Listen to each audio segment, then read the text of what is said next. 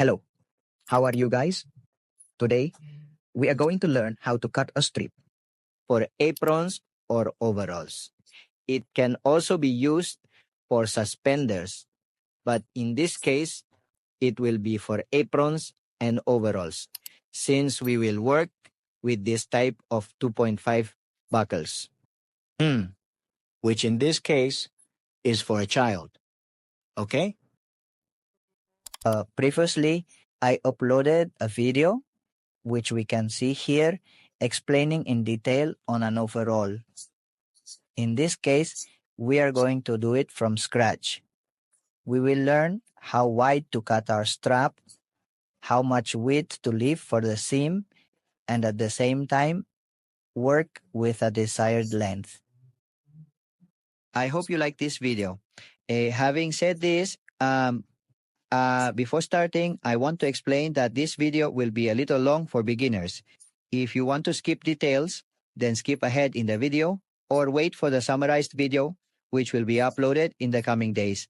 Now, having said this, let's start.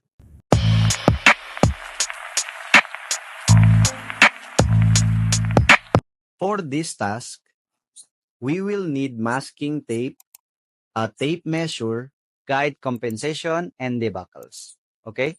And we will also need newspaper or cardboard, which will be used to make our mold. Well, in this case, I will work with this type of buckle. This buckle is like for a child because it is small. I mean, what we are going to work on now is suitable both for children's clothing and adult clothing. But in this case, this buckle is more recommended for children. Yes. Why? Because its size is 2.5 centimeters wide. So what we are going to do is learn how to cut the strip and how to attach these buckles to the strip that goes over the overall.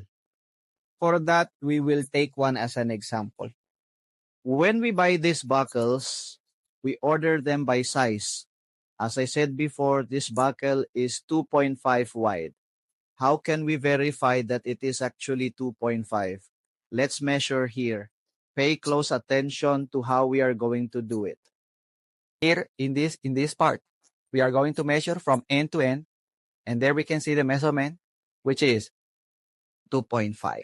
Now we are going to learn how to remove the strip, okay? The width of the strip, how many centimeters to cut. For example, in this case, if we will work with a width of 2.5, if we work at the foot width, it is only half a centimeter, and sewing half plus half equals 1. Here we have the buckle width, which would be 2.5. What are we going to do? We will multiply this measurement by 2, which equals 5 centimeters. Now, what are we going to do?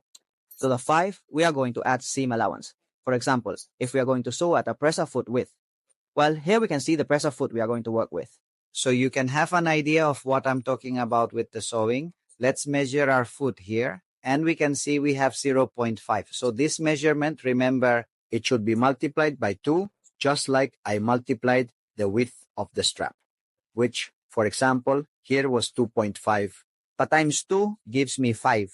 Here it would be half plus half, which equals 1. We're talking about the width of the seam. If you're going to work with the foot width, only 1 centimeter.